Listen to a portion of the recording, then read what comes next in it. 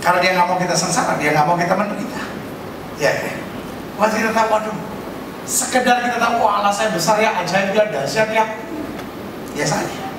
Tapi waktu kita tahu Allah yang besar, ajaib dan dahsyat itu mengasihi kita, sangat bodoh kalau saya stres, sangat bodoh kalau saya khawatir, sangat bodoh kalau saya meragukan dia dan masih mempertanyakan, betul nggak Tuhan bisa tolong saya?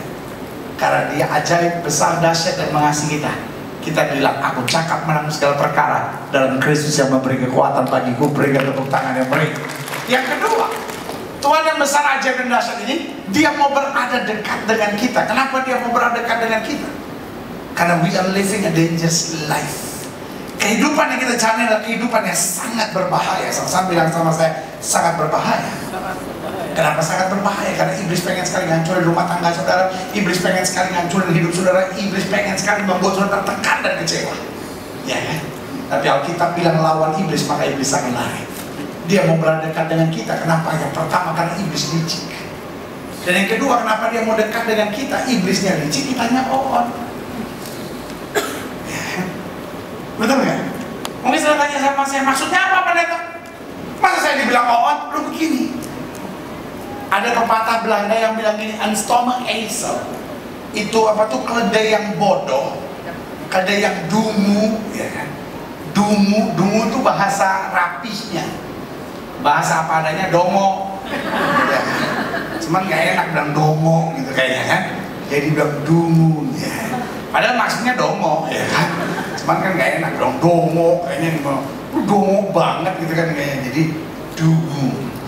Keledai yang dungu itu tidak pernah jatuh ke lubang yang sama untuk kedua kali. Betul nggak pepatahnya bilang gitu? Betul? Sekarang kita jujur, pernah nggak kita jatuh ke lubang yang sama kedua kali? Ya astaga, Masya Allah pendeta, bukan cuma 2 kali, 17 kali juga pernah. Berarti kita bukan cuma dongo, super kuadrat dongo, saudara ya kan? Nah itu yang saya bilang, kenapa Tuhan mau dekat dengan kita?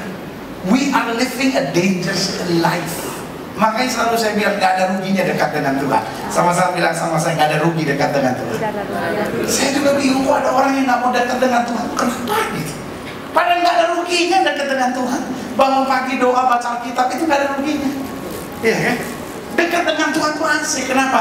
Karena setiap kali kita dekat dengan Tuhan, kita dapat ketentraman, kita dapat kekuatan, kita dapat hikmat, kita dapat jalan keluar. Yang setuju berikan tepuk tangan yang meriah buat Tuhan. Yang ketiga, Tuhan yang besar, ajaib dan dahsyat itu senang memberkati kita.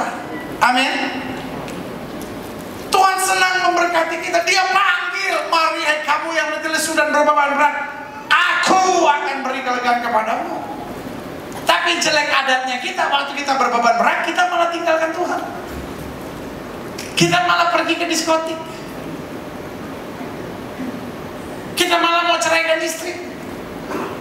Kita malah cari perempuan lain. Kita malah nonton blue film. Kita malah hidup dengan seks bebas, ya kan? Itu yang bodohnya kita. Padahal Yesus bilang, mari kamu yang letih lesu dan berbeban berat, aku akan beri kelegaan kepadamu. Tuhan yang mau memberkati kita. Sorry ya pakai bahasa ini, kitanya sok jual mahal, sok nggak butuh Tuhan gitu, sok dibutuhin Tuhan kayaknya. Wah Tuhan cari-cari gue nih, ya, sok jual mahal. Bilang sama sebelah-sebelah, jangan coba jual mahal deh. Ya, diobrol aja nggak laku. Ya. Kita ini kalau bukan karena Tuhan, kita nggak ada sebagaimana kita ada. Amin. Tuhan bayangin, Tuhan besar, ajaib, dahsyat. Dia senang memberkati kita. Kok bisa kitanya kekurangan? Kok bisanya kitanya menderita? Kok bisanya kita sengsara? Itu kenapa? Sok tahunya kita, sok jual mahalnya kita. Kita mau lari tinggalkan Tuhan, cari kesenangan kita sendiri. Di situ kita jatuh. Yang keempat, Tuhan yang besar, ajaib dan dahsyat ini mau mengangkat kita. Kenapa dia mau mengangkat kita? Karena dunia mau menghancurkan kita. Makanya kita bilang, orang yang hina ditaruh di tempat yang tinggi. Amin. Ya. Makanya Alkitab bilang apa? Di mana ada Roh Allah, di situ ada kemerdekaan. Makanya Alkitab bilang kalau Kristus memerdekakan kita, kita pun benar-benar merdeka. Makanya Alkitab bilang apa? Kristus datang untuk memberi domba-dombanya hidup dan hidup yang berkelimpah. Tuhan mau angkat kita. Dunia mau jatuhkan kita. Manusia mau jatuhkan kita. Makanya selalu saya bilang, the gospel of Christ is gospel to lift people up, not put people down. Ya kan?